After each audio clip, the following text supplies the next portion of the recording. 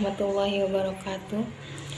Innalhamdulillah nahmadu wa nasta'inu wa nastaghfiruh wa na'udzubillahi min syururi anfusina wa min sayyiati a'malina.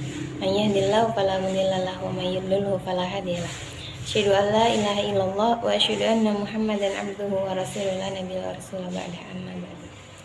Alhamdulillah, segala puji bagi Allah SWT yang telah memberikan kita nikmat iman, nikmat Islam, serta nikmat sehat sehingga kita bisa bersama-sama melanjutkan perkuliahan pada hari ini.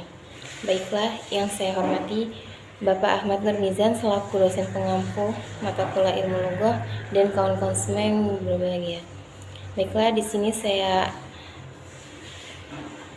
perwakilan dari kelompok 5 yang beranggotakan saya sendiri Rosidatun Azkia dengan NPM 2111020106 dengan rekan saya Robi Irawan. Baiklah kawan-kawan semua, pada kesempatan kali ini kami akan membahas materi ilmu lugah dengan judul konsep dalam sintaks. Baiklah kawan-kawan semua, izinkan saya selaku moderator sekaligus presentator pada pertemuan kita kali ini. Dan presentator pertama yang akan menyampaikan materi yaitu saya sendiri Rosidatun Azkia dan akan dilanjutkan oleh rekan saya Robi Irawan. Yang pertama, pengertian sintaksis. Sintaksis adalah cabang ilmu linguistik yang mengkaji seluk-beluk tata bahasa dalam satuan kalimat. Ramlan mengungkapkan bahwa sintaksis adalah bagian atau cabang ilmu bahasa yang membicarakan seluk-beluk wacana, kalimat, klausa, dan frasa. Arti kata sintaksis berasal dari bahasa Yunani yakni san yang berarti dengan dan tetin yang artinya menempatkan. Sehingga secara etimologis dapat disimpulkan bahwa sintaksis berarti menempatkan kata-kata menjadi kelompok kata yang diserap dari bahasa Belanda sintaksis atau sinteks dalam bahasa Inggris. Dilihat dari kacamata linguistik, sebetulnya sintaksis memiliki kesamaan kajian dan analisis dengan morfologi. Sintaksis dan morfologi merupakan tata bahasa. Bedanya, morfologi mengkaji hubungan gramatikal di dalam kata itu sendiri, sedangkan sintaksis mempelajari hubungan gramatikal di luar batas kata dan satuan kalimat. Dan dari beberapa ahli yang mengemukakan beberapa pendapat mengenai pengertian sintaksis, di antaranya adalah Karni. Beliau mengemukakan bahwasanya sintaksis merupakan ilmu bahasa yang mempelajari tentang kata dan makna ujaran dalam suatu kalimat. Adapun yang selanjutnya itu objek kajian sintaksis yang mencakup frasa, klausa, dan kalimat.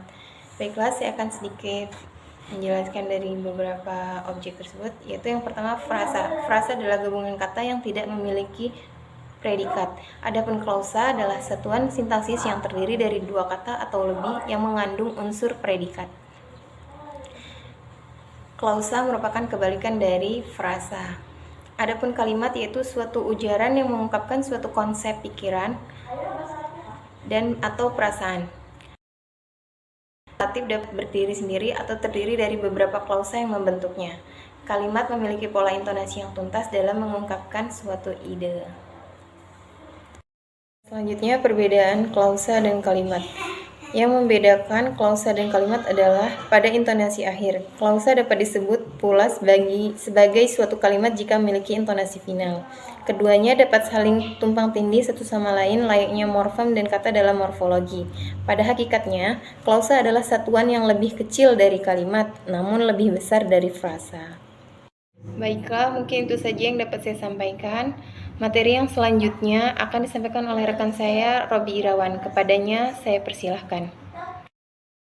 Baiklah, saya akan melanjutkan presentasi dari saudari Rosidatun Azkia. Objek adalah sesuatu yang dikenai oleh subjek.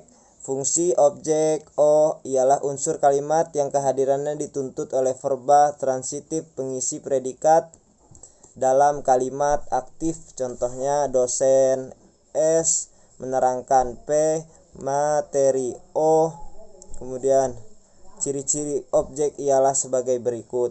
Yang pertama berupa nomina atau frasa nominal. Yang kedua berada langsung di belakang predikat verb transisi. Yang ketiga dapat diganti enklitiknya ku atau mu. Yang keempat atau yang terakhir dapat menggantikan kedudukan subjek ketika kalimat aktif transitif dipasifkan, seperti Intan membaca buku menjadi buku dibaca Intan.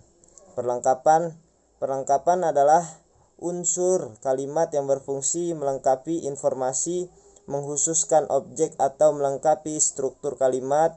Contohnya, Nina S menjual P sayur O di pasar, keterangan atau K. Kemudian keterangan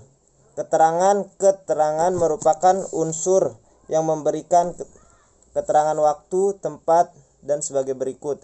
Pada kalimat contohnya, ayah menonton televisi tadi siang.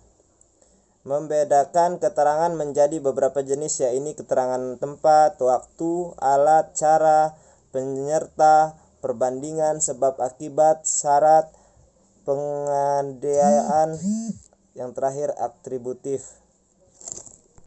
Selanjutnya kategori sintaksis adalah bentuk-bentuk tertentu yang mengisi fungsi sintaksis untuk menggambarkan perbedaan kelas kata yang digunakan dalam membentuk suatu kalimat, seperti nomina, pronomina, verba, adjektiva, adverbial, profesi, dan konjungsi. Menurut Cher,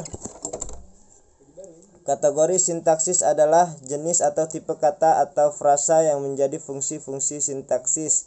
Alwi menyatakan bahwa bahasa Indonesia memiliki 4 kategori sintaksis yang utama, yakni verba atau kata kerja, nomina atau kata benda, adjektiva atau kata sifat, adverbia atau keterangan.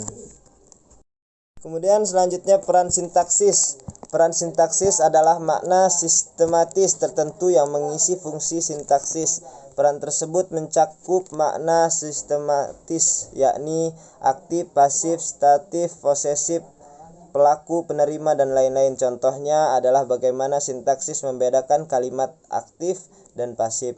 Kalimat pasif ialah kalimat subjeknya dikenai sesuatu pekerjaan. Contohnya, mobil telah diperbaiki ayah.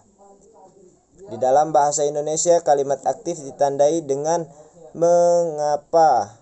Verba seperti membuka kalimat aktif adalah contoh yang subjeknya aktif melakukan sesuatu. Contohnya, ayah sedang memperbaiki mobil. Mungkin hanya ini presentasi yang bisa kami sampaikan.